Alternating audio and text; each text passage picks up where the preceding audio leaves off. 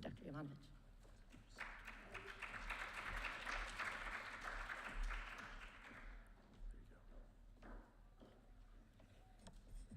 Well, it's nice to have had a breathing exercise right before talking. That was very helpful.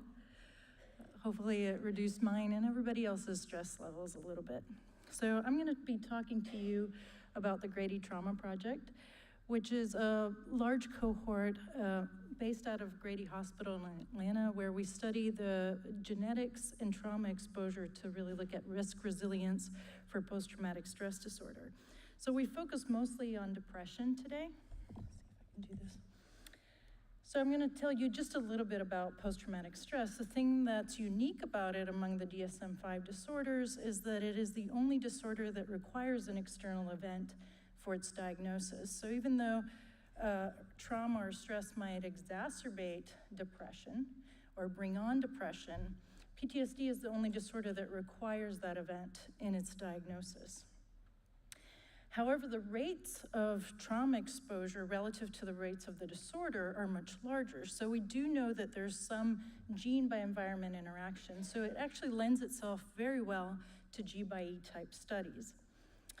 One of the problems with PTSD as a phenotype, though, is that it's highly comorbid with other disorders. So depression, anxiety, substance use, and other phobias might be really prevalent in PTSD. Depression, for example, has about an 80% comorbidity with post-traumatic stress. And also, PTSD is a very heterogeneous disorder, meaning that we can see symptoms appear in different clusters. So I want you to just kind of keep that in mind, especially when we're talking about these translational studies, looking at very basic models and rodent models to what we typically see in human clinical populations. So the way we collect data at the Grady Trauma Project, Grady Hospital is a county hospital based in inner city Atlanta. And because it's a county hospital, it actually treats people without health insurance. It's got a very high rate of Medicaid population, but that means that the people who come to primary care, and it's important to note that we're recruiting out of primary care and not mental health or inpatient units, are people who come from inner city, low income, low SES populations. It is a primarily minority in our population. We typically see about 90 to 95% African American population. The way the data are collected, though, is that we really just walk around the waiting rooms. And so the advantage of having this county hospital in downtown Atlanta is that the wait times to see a doctor are very long. And because you're sitting there with nothing to do, you're willing to tell an undergraduate with a laptop or an iPad for $15 your entire life story. So this is how we collect data. We get an origin tube to get a DNA sample, and we have this iPad and consent form, and for $15 we get childhood trauma history, adult trauma history, PTSD symptoms, depression symptoms, and we also look at resilience. So for the purposes of this talk, you'll hear me talk a little bit about the Connor-Davidson resilience scale, which is what we look at for resilience. So the data, to date, we've collected this waiting room sample on over 10,000 people. So we have DNA and trauma history on this large cohort, and this data is actually going to be part of the PGC for PTSD, the consortium. A subset of those people that are brought in for interviews that are more in-depth clinical interviews to actually capture DSM-5 disorders. And then a subset of those people do a fear conditioning and fear extinction study. And then an even smaller subset of that do the fMRI study. And part of that is that the exclusion criteria narrow as you go. So we have much stricter inclusion and exclusion criteria for the MRI study than we do for this just waiting room kind of screening study.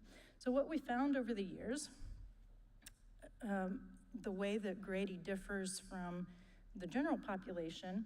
In the general population in the US, about half of the people will meet what we call a criterion A for post-traumatic stress. And the criterion A event means that you were faced with an extreme event that would cause fear, helplessness, horror, a life-threatening event. So about half the people, just that walking around the world will have experienced something like this. But only 6 to 8% will go on to develop post-traumatic stress. At Grady, we see almost 90% of the people, again, in primary care waiting rooms who have been exposed to these types of events.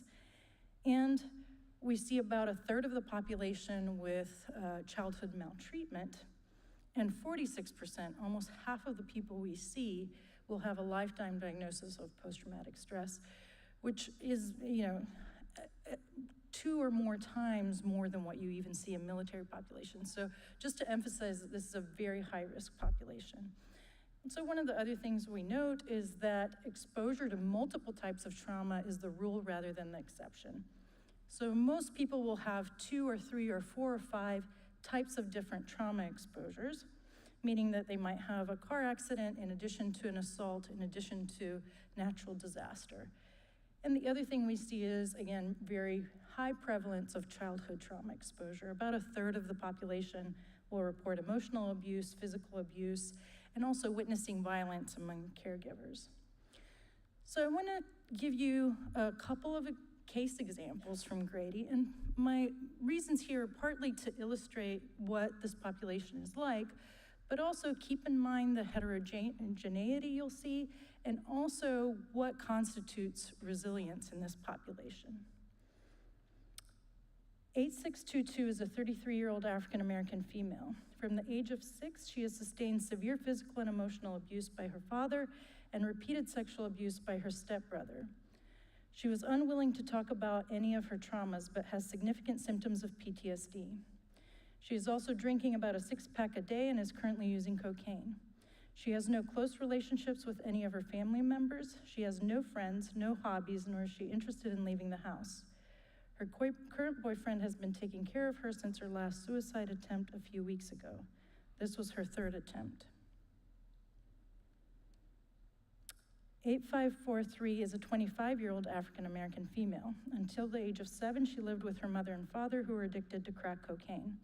She witnessed a number of violent fights between her parents. At age 8, she moved in with her grandmother, but while still living with her parents, she was exposed to a lot of neighborhood violence. As a 7-year-old, she survived a shootout between neighbors and dropped to the floor in the living room, trying to protect herself and her siblings from the shots that came through the windows. She met current PTSD for this trauma. Today, she has a great relationship with her children's father. She sees her mother weekly. She speaks with her father monthly, and she is still close with her grandmother. She has no history of substance abuse. So we have 2 examples, and these are very typical examples of what we see at Grady. These are not unique presentations. But one, you see a lot of sexual abuse and a lot of substance abuse in adulthood, and this is an example where you might see more neighborhood violence, but you don't see some of the other really detrimental substance use and lack of function. So the million-dollar question then is, what is it that predicts resilience in some people?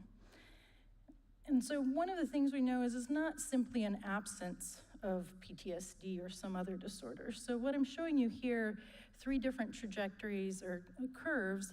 The blue line is the individuals who have high levels of PTSD. So they have the lowest functioning rate, but they also have a correlation between social functioning and resilience. And so we see this relationship across the spectrum of disease. So it's important to note that it's not simply an absence of PTSD. And as you saw in our last example, this is a woman who met criteria for PTSD, but still might regain some functioning. What are the brain areas that are involved in resilience? So one of the things that we know, and I'm going to focus back to PTSD, even though I just told you it's not simply an absence of PTSD. These are the areas that we know, and you've heard from other speakers today, like hippocampus and prefrontal cortex are hypoactive in post-traumatic stress. And so one of the ways that we've measured this on a peripheral level is using fear-potentiated startle. So we measure it by placing electrodes under the eye, and then we deliver a sound, and everybody blinks to this sound. One of the things that's really nice about fear-potentiated startle is that it is a mammalian response, and so we can use it as a translational tool in both rodents, non-human primates, and humans. We just capture that muscle contraction in different ways. So in humans, we measure it by looking at the eye blink, and we can measure that eye blink in, for example, a fear conditioning study where we look at CS plus and CS minus, that with a CS plus being paired to an aversive stimulus. And we're looking at discrimination. And this is after now 10 years of research. We found that in PTSD consistently, fear potentiated startle to the CS minus, or the blue bar, is elevated significantly compared to controls who have similar amounts of trauma but don't meet criteria for PTSD. And you'll see that fear potentiated startle to CS minus in the PTSD group is almost equivalent level to what you would see to the CS plus in the control group. So we wanted to look at what are some of the neural circuits that might be driving some of these effects. So just to very quickly acknowledge my MRI team. The task we're going to use is just this very simple response inhibition task. It's a go-no-go task. It's been used a lot with ERP data. And what's important to note is that this task has no emotional component. It's simply a response motor inhibition task. You press a button, when the background changes to red, you don't press a button. All you have to do is withhold a response. And what we found is what we expected, happily, that the prefrontal cortex in PTSD was less active during the no-go versus go contrast compared to controls. And in fact, this activation was associated with fear potentiated startle to CS minus outside of the scanner. So there is an association with the circuitry inhibiting during this fMRI task that seems to be associated with what we would see outside of the scanner. So then one of the postdocs in my lab, Jenny, she actually took this cohort and she broke it down further by looking at people who had childhood maltreatment in addition to PTSD. So if you look at the trauma control group, you don't actually see the relationship that we expect, which is that childhood trauma, which is CTQ there on the bottom, as it's increasing, that you would see this hypoactivation in prefrontal cortex. So only in those who had childhood trauma and as adults meet criteria for PTSD do you see this hypoactivation, meaning that there are individuals who have childhood trauma who have intact prefrontal activation who then don't have PTSD as adults. So, why do some people have more inhibitory control than others? And this is also a very important question, talking about individual differences. So one of the things we wanted to see is whether there might be a genetic component to this. And particularly we looked at the COMT gene because this gene codes for a dopamine enzyme, and it's primarily expressed in the prefrontal cortex and hippocampus. And again, these are areas that are hypoactive in PTSD, so we want to see whether this gene is doing anything specific to that activation. And it has a substitution, this polymorphism that's a val-met polymorphism with the MET allele, whether it's a homozygote or heterozygote, affecting the thermostability of the COMT enzyme. So from a psychiatric perspective, we see that MET allele carriers are actually more susceptible and seem to have higher risk for anxiety disorders. So when we looked at it with fear potentiated startle, so again, you're looking at the blue bars here is the CS minus. You can see that the MET genotype carriers had this really high level of fear to CS minus.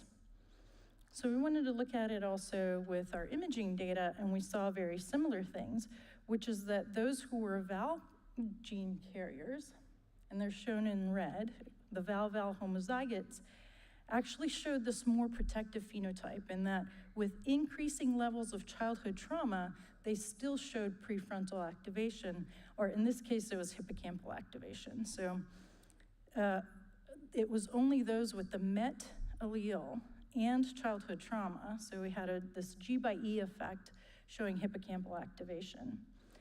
When we collapsed the groups, looking at that resilience scale, we actually saw that hippocampal activation was predictive of higher resilience scores.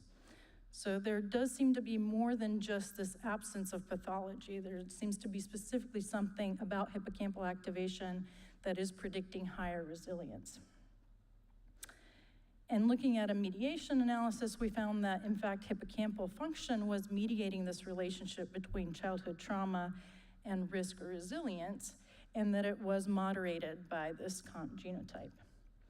So everything I've shown you so far has been cross-sectional data. This is in adults using retrospective reports of childhood trauma and data collected at one time point. So it's very difficult to talk about prediction and resilience in this cross-sectional sample. Because, of course, the chicken and the egg question, right? What comes first? Is it that inhibition is more predictive of psychopathology, or does psychopathology result in weaker inhibition? So one of the ways we can answer this is really looking at prospective data. So the other thing about Grady that we've started doing a couple of years ago was looking at people enrolled in the emergency department. Grady is also the level 1 hospital in Atlanta and in the Southeast, so we're gonna get the highest rates of any trauma that happens in the vicinity of Atlanta. It actually is most of the Southeast. So what we've been doing is we enroll people in the ED about 6 hours after trauma exposure. And then we're gonna do a scan about 2 weeks to 1 month after that. And then we're gonna look at PTSD symptoms at 1, 3, 6, and 12 months. So we are collecting data prospectively to see whether there's something about the brain that's telling us who will or won't develop PTSD later. And again, we found using that same go, no-go task that the hippocampal activation at 1 month was predicting fewer PTSD symptoms at 6 months. And that was controlling for their level of PTSD when they come into the ED, controlling for level of pain, controlling for race, substance use, sex, any of the variables that we thought might be relevant here. So it was a relatively small sample size. I think it was about 24 people at the time that we did this. And so we were very excited about this finding. We submitted it to a journal, and the first thing they said is, you've got to replicate this. So we had actually, fortunately, I guess, when we started the study, we were using one scanner, and we got this first data set on one scanner, and so we wanted to publish the data from that scanner. But in the meantime, we had already started collecting data on a second scanner. So even though we didn't want to collapse the data, we actually could use that second set of data as a replication sample. So that's what we did, and the data did in fact replicate. The second analysis is not quite as robust as the first one, but in both cases, there's the significant prediction of hippocampal activation in the relatively immediate aftermath of trauma, predicting PTSD 6 months down the line. So, in conclusion, we found that childhood trauma interacts with PTSD, so that lower prefrontal activation during a no-go to go task may be a risk factor for post-traumatic stress, that the COMT-VAL allele was associated with greater fear inhibition and higher hippocampal activation, which may also be protective, that hippocampal activation was associated with higher resilience in the chronic trauma sample, and it was also predicting fewer PTSD symptoms in the future. So with that, I just want to thank everybody at Grady. This is a large study. It involves many different people. And I also want to thank our funders. And this is from, I guess, 3 weeks or so ago when we did the March for Science. So we want to really appreciate our funders. So thank you very much.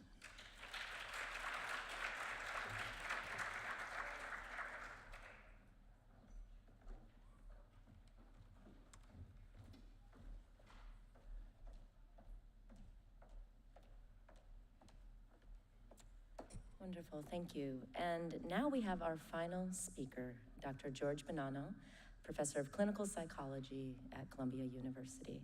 And he'll be speaking today on loss, trauma, and resilience from heterogeneity to flexibility.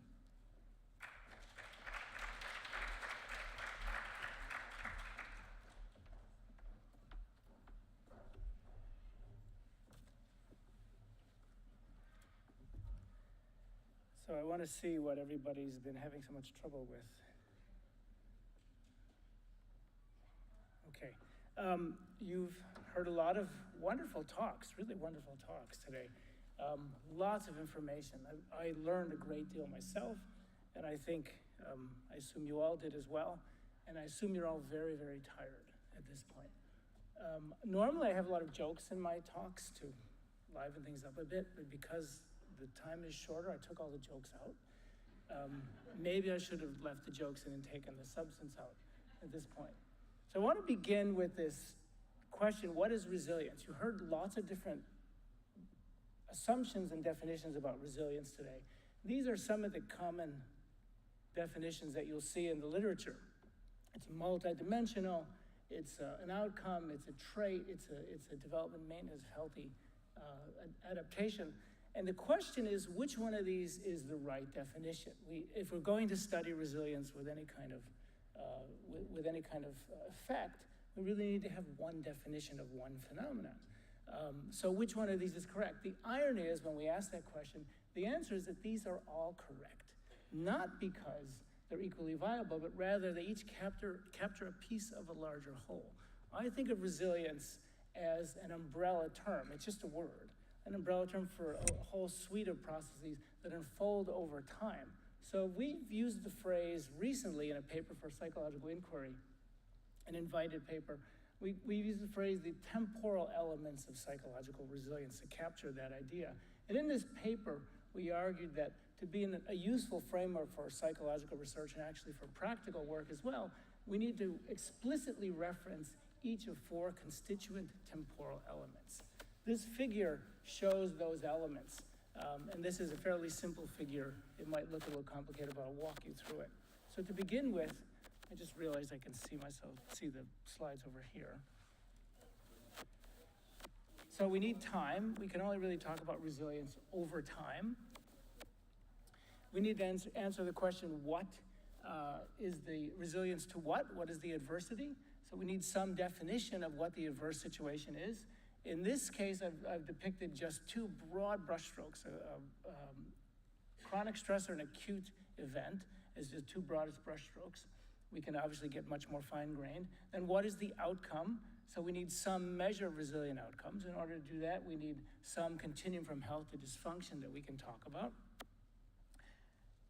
And if we have only these 2 categories of events, chronic stressors and acute stressors, we actually have 2 different patterns of resilient outcome. Now today I'm only going to talk about this pattern we call minimal impact resilience in response to acute events. I can get into the other kind, what we call emergent resilience later if there's interest. And then we need to at least think about adjustment prior to adversive circumstances. The assumption is always implicit or explicit that there's some baseline measure of adjustment that we're referencing when we talk about resilience. So we need some measure of baseline adjustment, either implicitly or explicitly. Now, when we have this much information, we can start to see that there are multiple patterns. If we have baseline measures, we have at least 4 and possibly more different patterns. When we follow people across time, we start to get lots of different complex patterns. I've spent probably the last 25 years sort of wading around in this mess, trying to make sense of it, and I'll tell you what, most of this talk today is really just that portion of my research. I'll tell you about what we found. And then lastly, we need to think about predictors, and when we talk about predictors, we need to think about whether these are predictors that are measured a priori before an event, during the event, or after the event.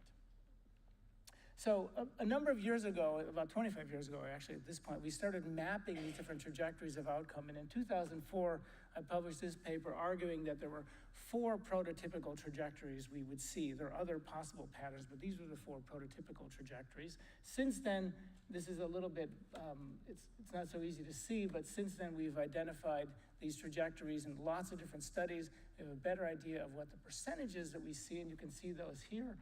When we first began to do this research, we wondered, I was particularly, well, now I get it. Okay, this is what's going on. Okay. I was particularly interested in this region down here because the assumption at the time, 25 years ago, is not that long ago, the assumption was that very few people were able to go through a PTE, a potentially traumatic event, without showing some elevation, some prolonged elevation in symptoms and distress. And what we found actually through many, many studies now is that the modal response, the most common response, is this, which we call the resilience trajectory. Basically, there might be some variation right after the event. For the most part, the majority of people actually, not just the most common, but the majority of people show little or no disruption in their ongoing functioning after a potentially traumatic event. We don't always have cross-sectional data, we don't always have longitudinal data or prospective data, and sometimes we have cross-sectional data, and cross-sectional data can be extremely useful if we use it the right way. So this was a series of studies I did in collaboration with Sandro Galea, who is, at the time was at New York Academy of Medicine. He's now he was at the Department of Epidemiology at Columbia, chair of that department for a while. Now he's moved on. A brilliant researcher, actually, and he and his team collected these data after 9/11. They were able to obtain a large representative sample of New Yorkers after 9/11, which was quite a feat because, as you know, New York is an extremely diverse city. And they measured PTSD symptoms 1, 4, and 6 months after 9/11. These are some of the things we did with those data. So this slide shows estimated PTSD across different kinds of exposure. You can see the prevalences. We then looked at people with mild to moderate PTSD, 2 or more symptoms. And then we looked at a group we said were resilient, and you can see there's lots of resilience here, people with 1 or 0 PTSD symptom at any time in the first 6 months after 9/11. Now that's a defensible definition. It's actually a very conservative definition. We could have been less conservative. We could have made it 0 to 2 symptoms. That would have been a fine definition. Maybe even 0 to 3 symptoms, which is still within kind of the normal range. So that what this illustrates is that there's an arbitrariness to this, saying that that's resilience and the other things are mild PTSD. So we need to do better than that. So I'll take you for a couple minutes through this set of slides where I'll show you sort of the underlying assumptions, how we do this now.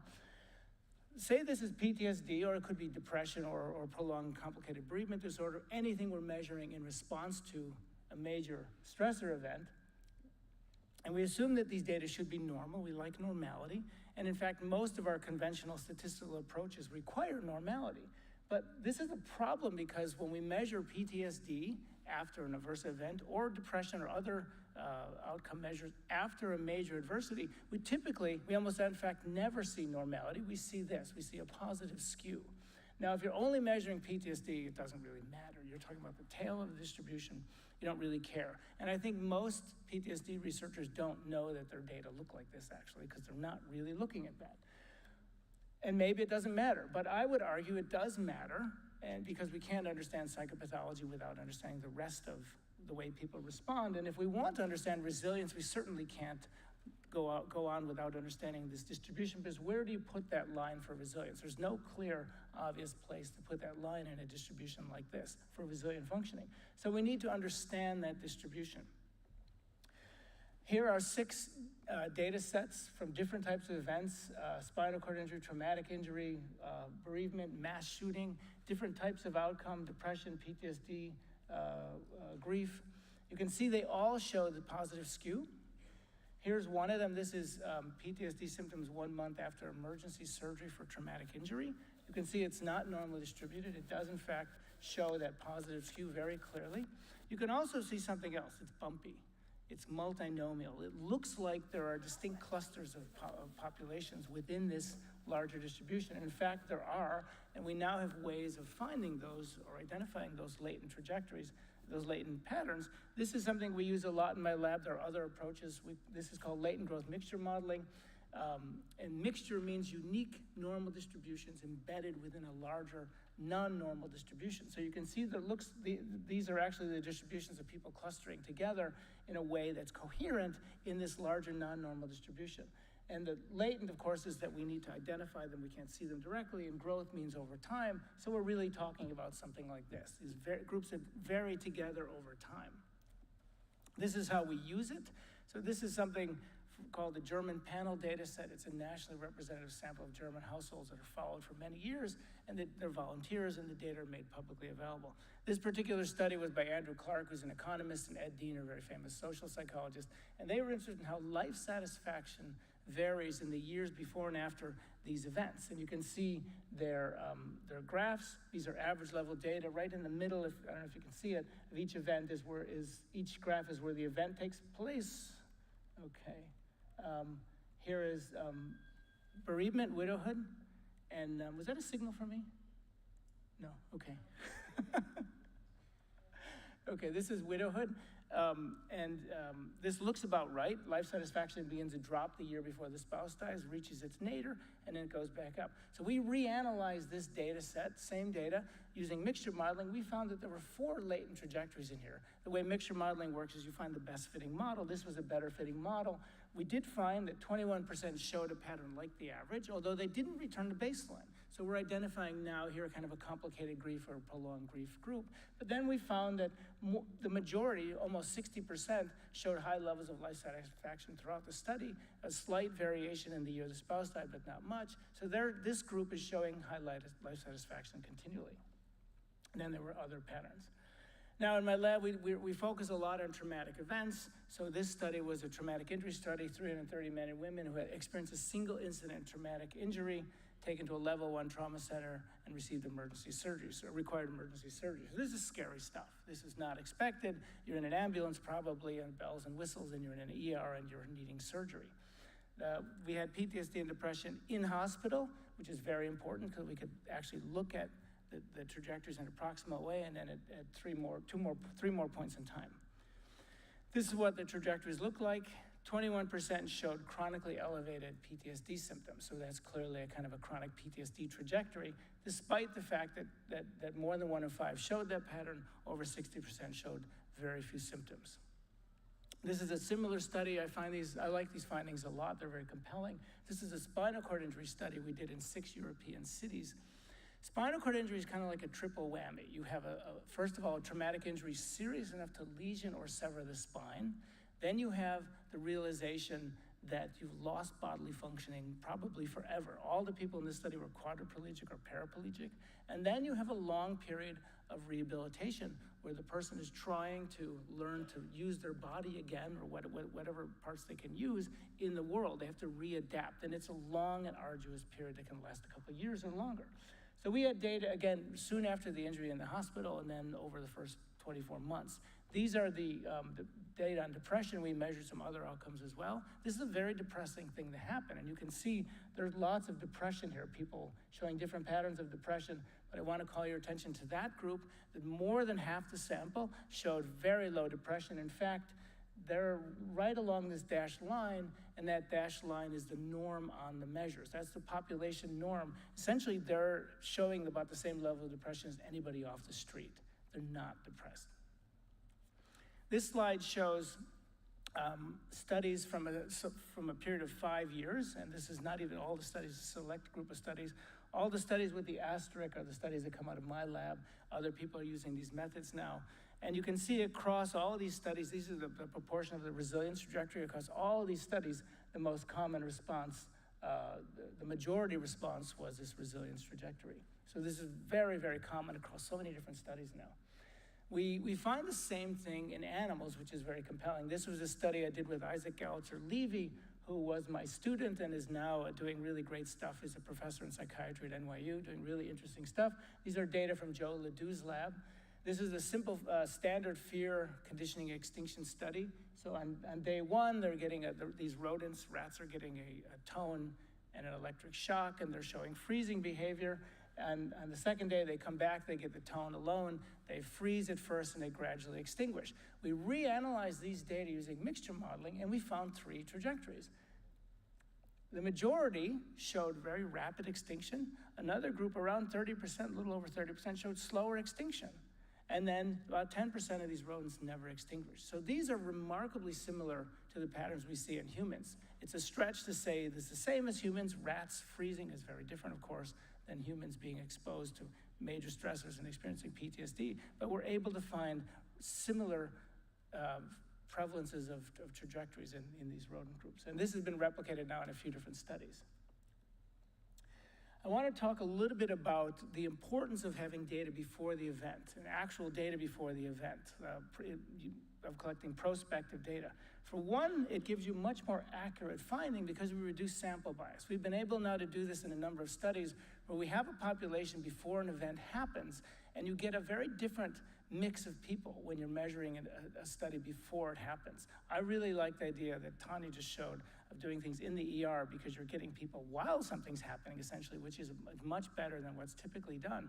But it's even better when we can to get people before something even happens. Resilient people don't come into research after things happen as often as non-resilient people because they don't think you care about them as researchers. They think, well, I'm fine, so you don't want to talk with me. And people have told us many times. This is a meta-analysis we did of 68 studies. We haven't published this yet. We're still working this out. But you can see what I'm highlighting here, and when they're prospective studies where the data were collected before something happened and then followed once something happened, the resilience portion is considerably higher in those studies than in longitudinal studies. It's over 50% in all groups, but it's closer to 70-some% in the prospective group. We can also identify patterns we wouldn't normally see when we have prospective data. This was a military study we did. I'm going to go through this super quickly just to save time, but this was one of the first prospective military studies ever done. We had data before deployment and then after deployment a couple times.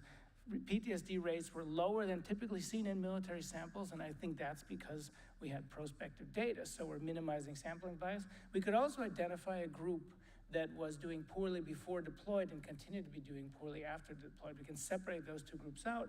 And lastly, we saw that the portion of resilience in deployed US soldiers in Afghanistan and Iraq was 83%, and they're showing essentially no PTSD, because the lowest score you can get on this scale is 17, which is right on there. So they're essentially symptom-free. Now, this was one of the first studies ever to guarantee anonymity in a military sample.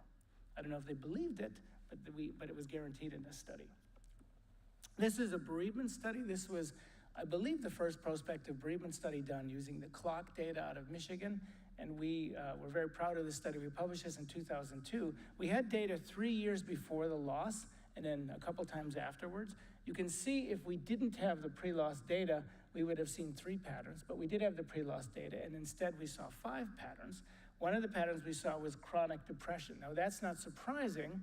People are chronically depressed, but because we could actually identify who those people were, we could separate them out. Without the pre-loss data, we would have just assumed everybody was reacting to the loss, but we know they're reacting to something else, and it turns out they're very different people with very different sets of predictors than the chronic grief group. We also saw this group who was depressed before the loss and then improved after the loss into the normal range. In this case, they had an ill spouse. We've seen this pattern in a number of other studies as well. But you can see, again, we would have just assumed that these were resilient people because they're not showing any symptoms during bereavement. But in fact, they're very different, and there were different predictors, and they were having a very different experience. So we get a lot of information this way. This next series of studies is all about mortality. This was one of the first studies we did on depression, and this is before and after a heart attack, 4 years before and 4 years after a heart attack. And we measured trajectories of depression. As you can see, these trajectories. And this is very similar to the patterns we've seen, but there have been findings, my colleagues up at the medical school at Columbia in the cardiovascular health unit were finding that depressed people after a heart attack, people who were depressed after a heart attack were more likely to die, so there was increased mortality. That's a very serious kettle of fish, and we want to do some clinical intervention with those people, but the question was, are these people who became depressed, people who were already depressed, or maybe both? So we thought the best way to understand this question was to use mixture modeling, and in fact, we found it was only this group, the group that became depressed. I think this fits with the data you saw earlier, and I'm going to mispronounce your name, but yeah, so I apologize for that.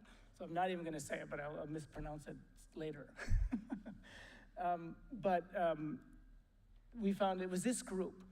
In another study we did, we found something similar. This is a divorce study. We found the trajectories just like this in an earlier divorce study in Germany. So we did this again in the US, in a US sample. We had data in the years before and after a divorce. We found most people were resilient to a divorce. Some people became depressed after a divorce. Some people were depressed and lost their depression after the divorce for obvious reasons. And some people were chronically depressed. Dave Sabara, who's a divorce researcher in Arizona, had published a paper showing that using a huge epidemiological data set, people who are divorced don't live as long as married people. So again, the question is, okay, there's a mortality risk with divorce, but who is that risk with? And we found it was, again, this group only. The group that became depressed had a higher risk of mortality than the other participants. Finally, in this study, we looked at, this is a recent study we did, we looked at serious health events with discrete onset. So in this particular study, it was cancer, stroke, heart attack, and lung disease. And we found all of these in a national data set, the HRS data set. And we had data 2 years prior than the 2-year period when one of these incidents would happen, and then 2 years and 2 years afterwards.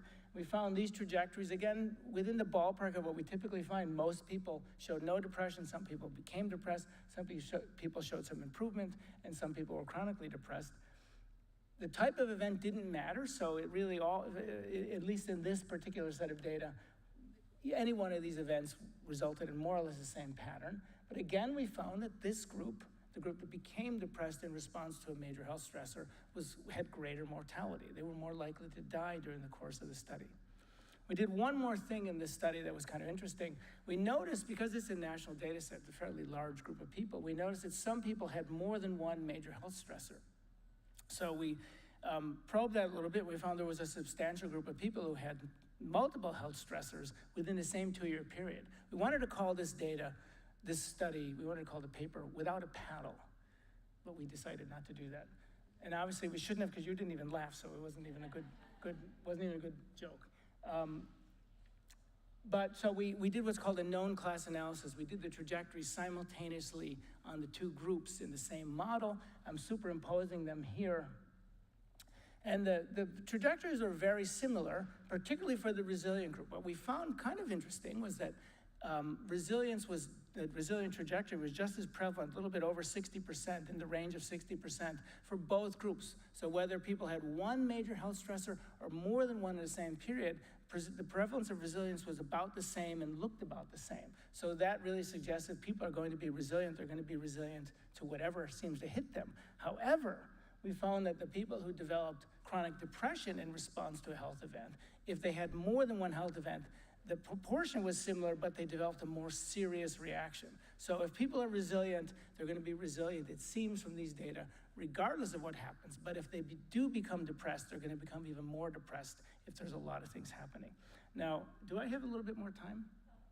Okay, I was going to say thank you here, but I'm going to keep going. Skip it. I want to just show you this one slide, because I didn't talk about this. Normally, I talk quite a bit about the predictors of these dimensions. And I just want to say one thing about this slide.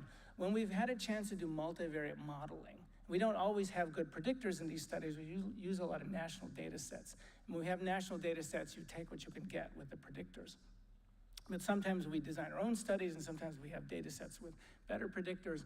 And when we have a chance to do multivariate modeling, we find lots of predictors. We find many things predict these trajectories, almost always with small effects. So the take-home message is that it's almost always multi-determined. We can decide on what our particular interest is as a predictor of resilience or as a buffer, but they're almost always going to be small effects. And the true story seems to be, based at least on the data we've been collecting over the years, that there are lots of different factors are explaining the pie. These are very small, thin, these are Soho pie slices, not like Chicago deep dish pie slices, little tiny slices of pie. And that's this take-home story. I didn't make a conclusion slide, because I usually just keep talking and talking and talking. So I'm going to just stop here and say thank you.